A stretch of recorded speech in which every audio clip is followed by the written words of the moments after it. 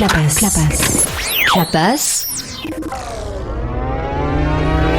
Moteur! Allons-y! Moteur!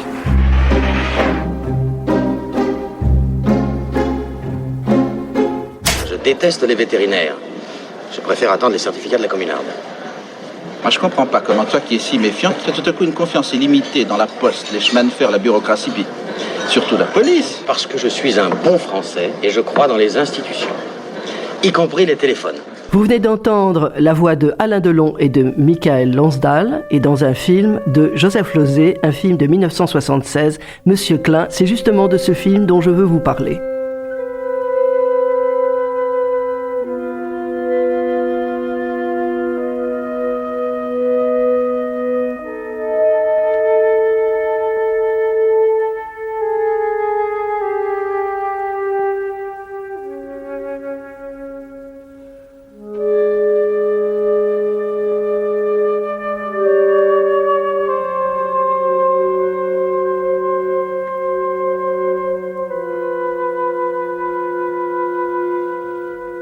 Un film donc à voir et à revoir, Monsieur Klein, réalisé par Joseph Losey en 1976. Oui, pourquoi le voir et le revoir? Parce qu'à chaque fois vous allez voir, vous allez approfondir l'histoire, parce que on est vraiment dans du cinéma. L'histoire est racontée grâce à l'écriture de Joseph Losey, et je dois dire que on peut dire d'une façon générale que tous les films de Losey sont toujours des leçons de cinéma. Par l'éclairage, le montage, les mouvements de caméra, la direction d'acteurs, les décors, tout est parfait, et surtout, son écriture est toujours en rapport avec le sujet qu'il traite. Il n'y a pas de fioriture, c'est inutile, en revanche, c'est toujours efficace.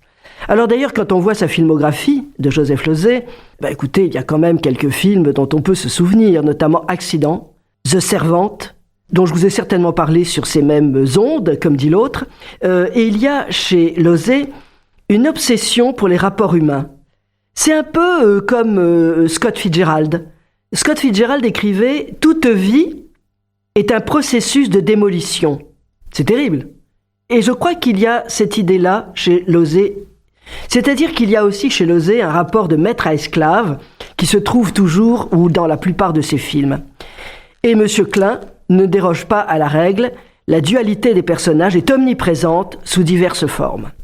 Et ici, dans le film de Monsieur Klein, Losey nous plonge dès la première séquence, après le générique qui se déroule sur le plan d'une tapisserie. C'est une tapisserie qui représente un oiseau qui sera mis aux enchères dans une séquence plus tard, et il sera décrit par ses couleurs, le blanc, la cruauté, le vautour, symbolisme du remords, et des signes kabbalistiques. Et lorsqu'il y a un peu plus tard, une dame veut acheter cette tapisserie, Delon, puisqu'il s'agit de Monsieur Klein, vous le savez, ça j'en suis sûr, est joué par Delon, film d'ailleurs produit également par Delon. Delon lui dit à l'oreille, il parle de la tapisserie, elle porte malheur. Ça veut dire que quand même, assez vite, on comprend qu'on va rentrer dans un système lourd, quoi, voilà.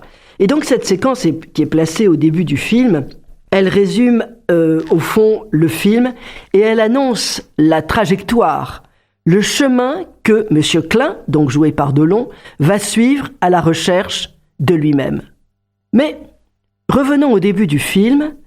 Après donc ce générique, il y a un gros plan d'un visage à qui on regarde les dents sans ménagement. On mesure les narines, l'espace entre les deux narines, on mesure les oreilles, on la martyrise avec une violence d'ailleurs insupportable, comme on le ferait d'animal ou d'une chose. Et un homme en blanc, un médecin, semble-t-il, va donner son diagnostic. Il détaille des signes qui correspondent à la race judaïque. Il la fait marcher, nue, et conclut un cas douteux. C'est une scène d'une violence terrible qui situe la scène en France dans cette période de guerre pour les Juifs, où les Juifs avaient l'obligation de porter une étoile jaune. C'est une séquence très efficace, donc, et nous entendrons un extrait, évidemment. Et ça situe le contexte, et surtout, l'inhumanité ambiante. En plus, vous l'entendrez, elle doit payer sa séance de torture. Son mari ensuite la rejoint, et tous les deux s'éloignent en silence dans un décor où se multiplient des couloirs étroits. Il y a peut-être au fond d'un couloir, peut-être une petite lumière, mais c'est une faible lueur. À mon avis, on n'est pas dans quelque chose de très positif et de très ouvert. Puis, la deuxième séquence, c'est une jeune femme qui s'étire dans un lit. Les draps sont froissés. Elle est dans une mini combinaison de satin ou de soie. Et en off, on entend la radio, un son diégétique d'une voix. Et celle, on la reconnaît, ça date d'ailleurs un peu, non pas le film, parce il est de toutes les années, et il sera encore vivant dans quelques années plus tard, mais si vous voulez, on entend la voix de Jean Topard. C'était une voix d'un homme qui, il n'a pas eu des rôles extraordinaires, mais c'est surtout, dès qu'il y avait des documentaires, ou en tout cas des voix off, on faisait appel à Jean Topard, et là, il est en train de dire un poème, La fleur, l'orgueil de la France, etc., etc. Bref, en même temps, on entend aussi, donc dans cette séquence, une voix, non seulement il y a cette voix off, on entend une conversation. Deux hommes qui discutent le prix d'une œuvre. C'est Delon Delon, je parle du comédien bien évidemment, donc qui joue Monsieur Klein, et un homme dont je ne connais pas le nom, mais qui est joué par le comédien Bouise, qui est très impressionnant aussi. C'est donc un acheteur et un vendeur, un juif acculé à vendre un tableau de famille, et il dit à Monsieur Klein, l'acheteur, qui marchande d'une façon éhontée, à ce prix, je préfère le garder. Et le montage alternatif avec la minette qui se maquille, qui est là, qui sort de son lit, qui s'ennuie mortellement, et le vendeur qui se débat pour récolter 3 sous, ça montre très bien le monde avec des gens qui souffrent et d'autres qui sont indifférents ou profitent de la situation. Donc c'est d'emblée, on peut dire que Losey nous fait rentrer dans un petit monde pas très joli. On va se faire une petite pause. Hanches naturellement larges et flasques. Sur la pointe des pieds maintenant. Plante des pieds plate. Absence complète de cambrure. Habillez-vous. Je sous-signé estime que, d'après l'ensemble des données morphologiques et du comportement, le sujet examiné pourrait appartenir à la peuplade de la race sémite, d'ascendance soit judaïque, soit arménienne, soit arabe. En conséquence, le cas est à considérer provisoirement comme douteux.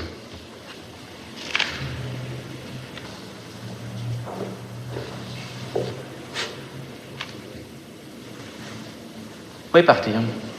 Je dois combien ? Voilà. Scène magnifique, évidemment, mais terrible. Voilà. Et donc, c'était intéressant de réentendre ça. Et en même temps, si vous voulez, elle va donc payer cette consultation terrible. Et en même temps, parallèle, puisque je vous parlais d'un montage alternatif, vous avez Bouise qui va payer aussi qui va être payé pour le tableau qu'il est en train de vendre à Monsieur Klein. D'abord, c'est très cher. En tout cas, c'est très cher. Il lui donne moins que ce qu'il aurait prévu. Mais c'est surtout, il va le payer en pièces de monnaie. Vous voyez, c'est-à-dire que Klein, joué par Delon au démarrage, s'amuse à humilier le juif qui est aux abois. Le juif est quand même loin d'être idiot et demande la carte de visite à Klein. Et donc, il la lui donne parce qu'en même temps, il est assez fier du travail qu'il fait. On pense que le jeu de l'acteur peut faire penser, le jeu de l'acteur de Bouise, on peut penser que cette carte de visite ne sera pas sans conséquences. Mais rien n'est dit, évidemment, de plus. Et dans l'écriture du scénario, il y a un premier point, comme on explique dans le scénario, c'est-à-dire qu'un scénario est souvent basé sur 3 actes ou 4 actes, mais si vous voulez, à chaque fois, pour passer de premier acte au second acte, il y a ce qu'on appelle un plot point, c'est-à-dire un tournant dans l'intrigue. Eh bien, là, c'est le cas. Quand Bouise sort de chez Klein, sur le pas de la porte, il y a un journal qui a été envoyé à Klein. C'est un journal qui s'appelle Information juive et qui est adressé à Monsieur Klein. C'est intéressant parce que quand Monsieur Klein se dit, mais il a l'air très intrigué, il prend le journal dans les mains, il commence à lire, à regarder, et Losey a choisi de filmer Delon dans un décor où figure un miroir. Ça veut dire que tout d'un coup, nous, spectateurs, on voit que il y a 2 Klein. Celui-là, Delon, celui qu'on vient de voir, et son double, et en effet, il y a un autre Monsieur Klein. Donc c'est un effet qui se produit quelques plans plus tard, lorsqu'il est dans un bistrot. Donc vous avez compris, dès les premières images, le décor est planté, le contexte historique, la traque des Juifs, et un homme qui va devoir se battre pour persuader les autorités qu'il n'est pas juif. Parce qu'effectivement, il ne veut pas recevoir ce journal, Information juive, parce qu'il n'est pas juif. Et en effet, il y a un deuxième monsieur Klein qui n'habite pas au même endroit, et donc il n'aura de cesse que d'essayer de récupérer, au fond, ce double. Il va d'ailleurs s'apercevoir, comme il doit démontrer qu'il n'est pas le juif en question, que c'est juste le même nom, il va s'apercevoir que dans on va dire, les autorités françaises, il n'y a pas non plus beaucoup d'humanité.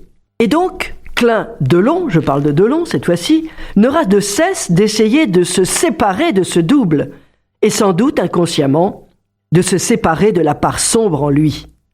Ça veut dire que on peut lire le film comme si Delon allait vers sa perte, parce qu'il veut se punir parce qu'il va comprendre au cours du film à quel point il était odieux vis-à-vis des Juifs, etc., etc. Mais tout ça, c'est une extrapolation. Bien évidemment, on peut avoir d'autres niveaux de lecture, ça n'a pas d'importance. Ce qui est important, c'est le film. Mais avec cette minette dont je vous ai parlé, là, qui se répandait comme ça sur ce lit un peu froissé, Delon n'est pas très sympa non plus avec elle. C'est-à-dire, d'une certaine façon, il la séquestre. Parce qu'il l'oblige à rester au lit, il l'oblige à lire des obscénités. Voilà, donc on sent bien que c'est pas quelqu'un, lui non plus, de très joli. Le montage du film et ce montage d'ailleurs est suivi par une séquence où Klein va se rendre à l'adresse de son double, ce fameux Klein qui habite ailleurs. La première fois quand on le voit arriver sur ces lieux, il est vu à travers une porte entrebâillée. Il est vu par la concierge, jouée magnifiquement d'ailleurs par Suzanne Flon, et il y a aussi 2 hommes de la police. Ça veut dire qu'au fond, il entre donc dans un univers clos qui sera glauque, avec la visite, en plus ça se suit, dans la pièce où vivait l'autre Klein, avec une amie et un chien. Voilà, donc ça veut dire que tout d'un coup, on sent que petit à petit, Klein Delon va rentrer dans l'univers du Klein qui était certainement un résistant, ou en tout cas ça incontestablement un juif.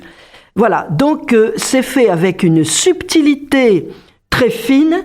Et puis, il y a une autre séquence, mais peut-être qu'on peut écouter une deuxième, une petite virgule.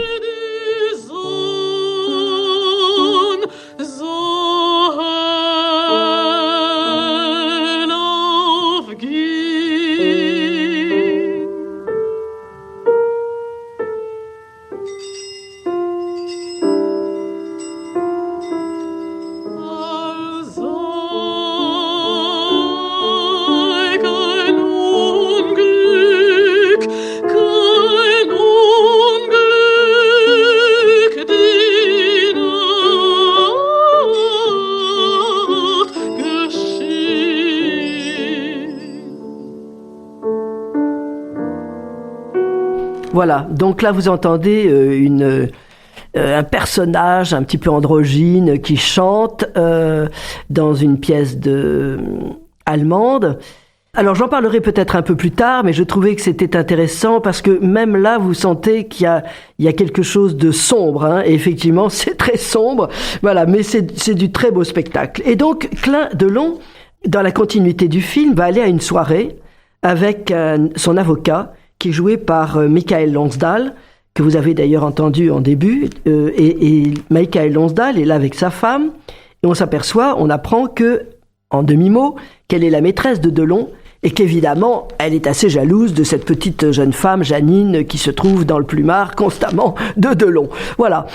Alors, je voudrais aussi vous dire, puisqu'on avait entendu les voix, c'était intéressant d'avoir entendu ça au début, on remarquera que Joseph Losey a choisi aussi des comédiens à voix, ce que j'appelle à voix, c'est-à-dire un timbre de voix douce, suave, des timbres originaux. Je parlais de Topard tout à l'heure, mais c'est vrai aussi pour Michael Lonsdal, c'est aussi vrai pour Suzanne Flon, ou même après, vous allez entendre Jeanne Moreau. Peut-être si vous ne l'entendez pas, en tout cas, vous pouvez, quand on parle de Jeanne Moreau, on entend sa voix qui était très particulière. Et d'ailleurs, dans ce film, à un moment, elle a des accents qui ressemblent étrangement à Delphine Seyrig. Vous voyez, donc on est un peu dans cet esprit-là. Donc, ça apporte au film de l'élégance, du mystérieux, à l'aventure de Monsieur Klein, Alain Delon, qui est évidemment là, on ne saura trop le redire, il est vraiment parfait dans ce rôle, et je trouve qu'on a toujours été très injuste avec Delon, parce que c'est vrai que bon, les gens ricanaient parce qu'il faisait les policiers, machin, un peu comme Belmondo, tac tac, machin, me voilà, je suis formidable, mais bon, voilà, ça plaisait au peuple, hein, ça plaisait au bon peuple, mais si vous voulez, quand même, je crois qu'il avait le sens du cinéma, et que il a su rentrer dans des rôles exceptionnels. Et d'ailleurs, pour le film Monsieur Klein, il avait été...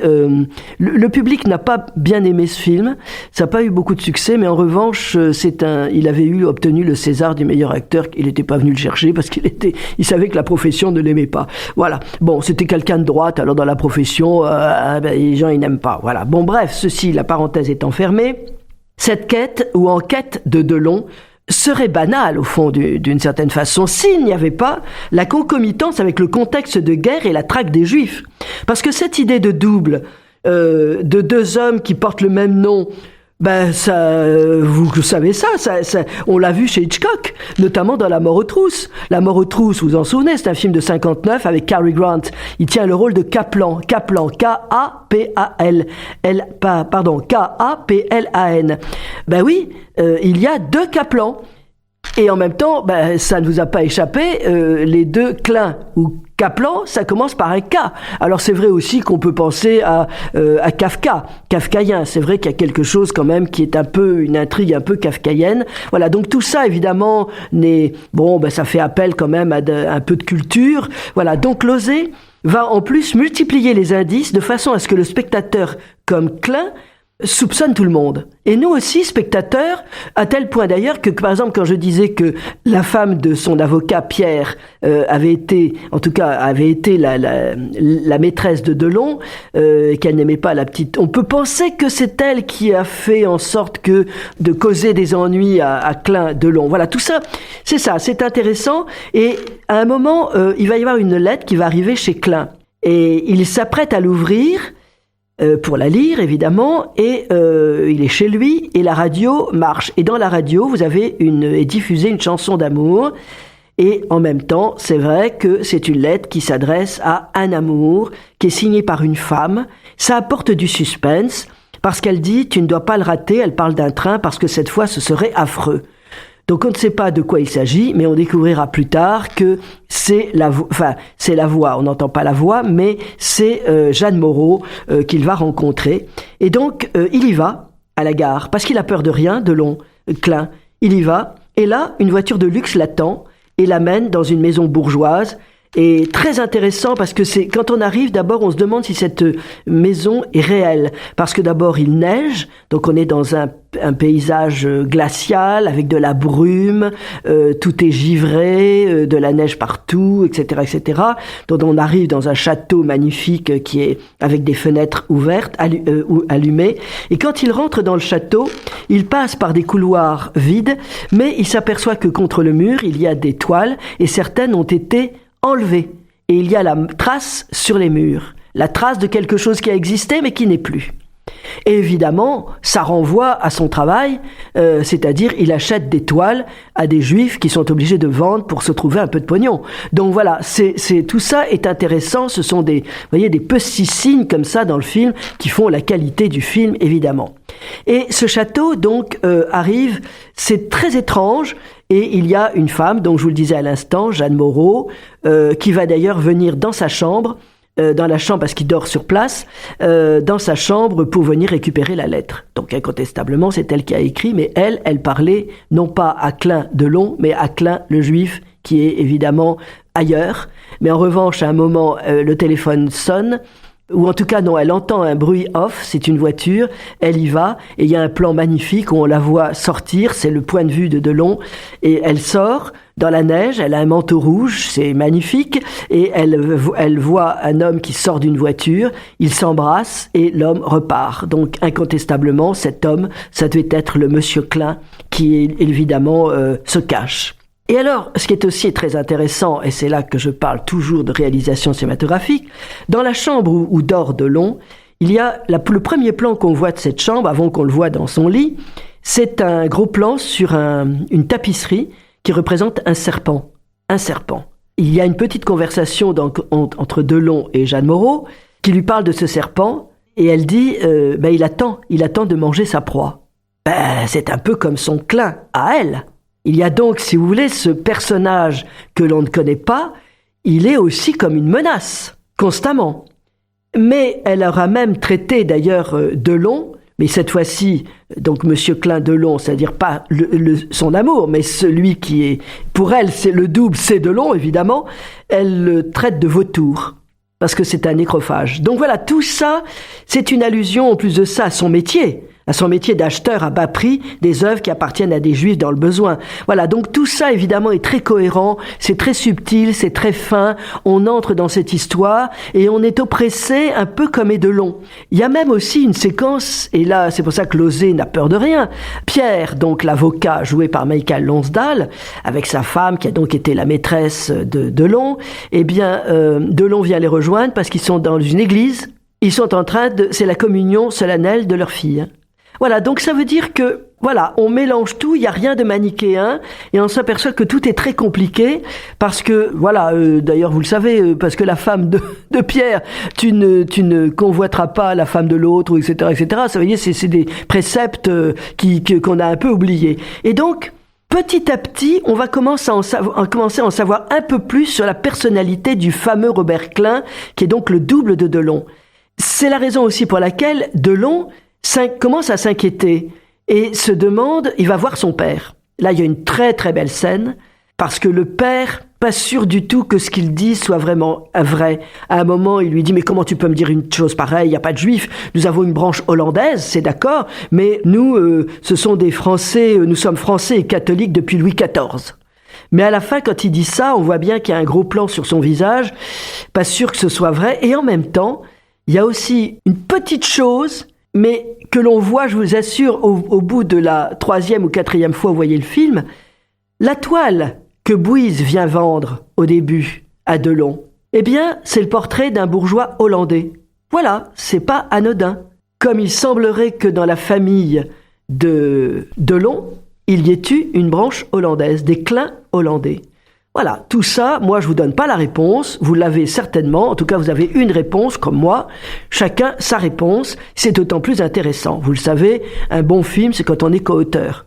Quand on vous dit tout, voilà, à la limite est-ce que c'est la peine d'aller voir le film? Voilà, donc, et puis il y a une autre séquence qu'on a évoquée tout à l'heure, une séquence théâtrale, qui est aussi le double de la vie menée à cette époque. Sur scène, donc cette femme que nous avons entendue, c'est une veuve, elle est voilée, elle est un peu androgyne, parce qu'elle a une voix de femme et on dirait quand même un homme. Elle chante sa misère, et sur scène, devant un parterre de gens où vous avez des nantis et puis qui sont mêlés à des nazis, vous avez, sur scène, monte un homme avec un masque, vous voyez là encore, on ne me voit pas, il est masqué, mais quel est le masque? Une caricature de juif. C'est-à-dire, mais vraiment la caricature comme on peut pas imaginer, c'est-à-dire avec le pif, le machin, etc., etc. C'est donc qui vient évidemment. Et qu'est-ce qu'il fait ce juif qui monte sur scène? On est dans la caricature. Il monte et il vient arracher les bijoux que porte la veuve. Alors, c'est là que c'est intéressant parce qu'on voit déjà que le film, on est presque parti dans un 3e acte, si je puis dire, que dans la salle, Clin, Delon, qui joue le rôle, il est amusé. Ouais, parce que voilà, c'est ce qu'on disait, les juifs, ils aiment le pognon, machin, etc., etc. Et là, sa compagne, Janine, donc cette jeune femme qui était surtout, à qui on demandait surtout d'être dans un plumard, elle se sent très gênée, de moins en moins à l'aise. Vous voyez, donc les choses commencent à bouger. Et à la fin de ce spectacle, ça se termine par un French cancan, mais là aussi une caricature, c'est-à-dire c'est même violent parce que c'est pas un French cancan, comment dire, joyeux. C'est plutôt c'est très dépouillé, c'est-à-dire que ces femmes, elles sont habillées avec des tenues roses, c'est comme si elles étaient nues. Même les robes à crinoline ont changé. Il n'y a plus que l'ossature de la crinière. Il ne reste plus que les os, j'ai envie de dire. Voilà. Donc tout ça fait que ça crée des sortes de malaises, mais qui sont dus plus à la réalisation cinématographique que l'histoire proprement dite. Et donc, ce qui est dénoncé ici, dans cette séquence, par Lauzet, c'est l'absence de vision de Klein Delon. Alors, je sais bien qu'on peut dire, oui, c'était des gens qui étaient d'accord pour qu'on massacre les Juifs.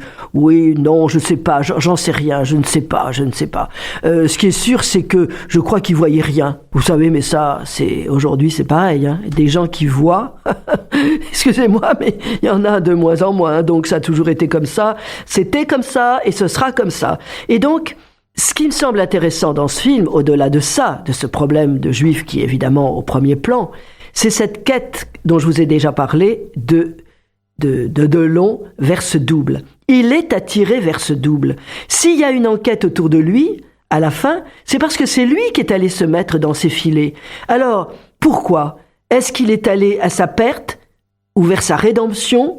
C'est intéressant, parce que la séquence en plus, on va s'apercevoir que Delon, Klein, comme il va être considéré par la police comme un juif, qui là aussi ne voit rien, ne comprend rien, il a, comme on le disait tout à l'heure, il a l'air d'être, et donc il est certainement juif, s'il en a l'apparence, etc., etc. Tout d'un coup, il va être dépossédé de ses propres biens, et la caméra va circuler dans ces pièces où ces meubles vont disparaître, des scellés vont être mis, et donc ça veut dire qu'il va y avoir une concordance maintenant entre l'appartement de Delon, qui était richissime, et l'appartement de l'autre Klein, qui était glauque et seul. Je voudrais qu'on entende une séquence avec justement dans cet appartement qui s'est vidé. Maintenant, tu vas me faire plaisir de porter plainte contre ces messieurs pour violation de domicile, effraction et ainsi de suite. Sans compter le temps qu'ils me font perdre, qui pour moi est de l'argent. Oh, calme-toi, Robert. Ne sois pas absurde. Moi ? On me confisque mes papiers d'identité, ma voiture. On saisit mes tableaux. On m'interdit de vendre et d'acheter. Plus de bar, plus de tram, plus de restaurant, plus de cinéma, plus rien. Tout interdit. Selon eux, je ne peux plus aller nulle part, même pas dans les pissotières. Et tout ça parce que le certificat de ma grand-mère n'est pas arrivé. Non, celui-là, vous ne pouvez pas le saisir. Il n'est pas à vendre. Ça n'est pas une marchandise, c'est personnel. Alors, monsieur le commissaire, vous avez un mandat, bien entendu. Voilà, maître. Tâchez de lui faire comprendre que ce n'est pas une question personnelle ni du vice de ma part, c'est la loi. Mais je ne discute pas la loi, mais elle ne me concerne pas. Je n'accepte pas d'être pris pour un autre et de payer pour un autre. Cela ne dépend pas de moi, c'est la préfecture qui nous a signalé votre cas. Mais c'est moi qui ai signalé le cas à la préfecture. Et ça n'a rien à voir avec moi. Cela reste à prouver. Ce ne serait pas la première fois, surtout en ce moment, que quelqu'un se montre pour mieux se cacher. Voilà, donc évidemment, séquence magnifique où vous avez tout compris. C'est vrai qu'on attend ce fameux certificat qui doit être donné pour qu'on sache exactement d'où vient Delon, Monsieur Klein, et tout ça n'est pas arrivé, donc ça crée aussi un suspense. Voilà, donc Delon est devenu, au fond, l'autre, le juif, celui... au fond, il n'était pas très sympa, il était sans vergogne. Et là aussi, vous l'avez remarqué, il y a un tableau dont il ne veut pas se séparer, il a dit c'est personnel. Ben oui, c'est le fameux, ça représente un bourgeois hollandais, je vous l'ai dit. Et donc, voilà, là, vous voyez, il y a une petite intrigue, et ça, je trouve que c'est très sympa, parce que Losey ne nous dit rien. Mais voilà, quand on regarde un film, quand je vous le dis qu'un film, c'est par l'écriture du cinématographique que l'histoire est racontée, et non pas, c'est pas l'histoire d'un type qui va ouvrir une porte, c'est comment c'est filmé, voilà, comment c'est filmé. Et là, tout d'un coup, vous avez du sens à l'histoire. Et donc après, il va y avoir une séquence qui se passe au Veldiv, où tout, évidemment, c'est la rafle, hein, vous connaissez. Alors bon, je sais bien qu'il y a les puristes qui disent « Oh là là, mais alors il a mis la séquence du Veldiv en hiver alors que ça s'est passé en juillet. Oh là là là là, non, c'est pas ça, parce qu'on est quand même dans du cinéma. C'est une fiction. » Sauf qu'évidemment, elle se base sur la réalité, donc on a le droit, je veux dire, c'est pas gravissime, quoi. Je veux dire, on va pas faire un procès à Losey parce que il a pas mis le Veldiv le même mois où ça s'est passé réellement. Voilà, donc tout ça n'est pas très intéressant. Là, Delon, il va à la recherche de son double et il va être entraîné comme un rouleau compresseur dans un wagon, le wagon de la mort. Et là, il y a un plan où on le voit dans ce wagon. C'est lui qui a voulu faire ça, parce que même Pierre était là, dit « Mais ça y est, nous avons reçu le certificat de la grand-mère, etc. » Mais Delon dit « Non, mais je reviendrai. » Ben, je reviendrai, c'est pas sûr. Parce qu'il est dans ce wagon de la mort, et derrière lui, il y a Jean Bouise. Jean Bouise, qui lui avait vendu le tableau au début du film. Et donc, c'est quand même très intéressant. On ne sait pas, donc, s'il a voulu partir à la mort, une façon de gagner le ciel, si je puis dire. J'en dirai pas plus, mais c'est un film qui peut déranger, car Losey montre aussi une France et des Français pas très humains, et la sanction est violente. Klein, Delon, va comprendre et vivre la vie d'un juif de cette époque, c'est-à-dire sa mort. Et ce qui donne au film une dimension plus qu'historique, c'est la quête de Klein lui-même. Il s'est imposé cette quête pour devenir l'autre. Il est mu par sa conscience peut-être. Il ne veut pas être sauvé. Et le film se termine donc par la réminiscence du marchandage qui a commencé. On entend en off la voix de Bouise et Delon qui marchandaient le tableau. Moi, écoutez, je vais vous dire, quand je vois un film comme ça, je m'incline. Et même, je vais vous dire, on sort de là, on a un bonheur d'avoir vu un chef-d'œuvre. Donc, inutile de vous dire à quel point je vous recommande de voir ce film, et non seulement de voir ce film, mais de voir tous les films de Losey. Vous comprendrez ce que le cinéma veut dire, le cinématographe veut dire. Bien, sur ces paroles musclées révolutionnaires, on s'écoute quand même la bande-annonce. Robert Klein, vous avez dit. Votre journal. Vous avez dû le laisser tomber. Non. Que quelqu'un a écrit mon nom sur le journal, pourquoi? Voilà, il s'agit sûrement d'un homonyme.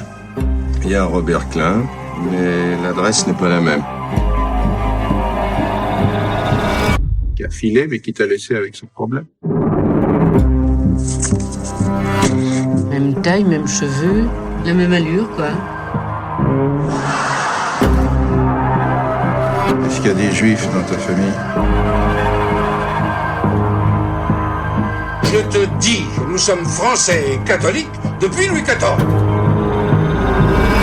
Et il faut, d'une façon ou d'une autre, que je sache ce que ce monsieur veut de moi. C'est Klein. Je sais, mais il se peut que ce soit pas pour moi. On pourrait se cacher, là, dans tout ce monde, non?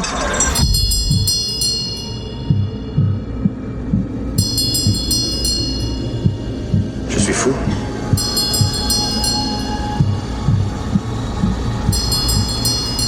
Selon eux, je ne peux plus aller nulle part. Tout interdit. Robert Klein. Robert Klein.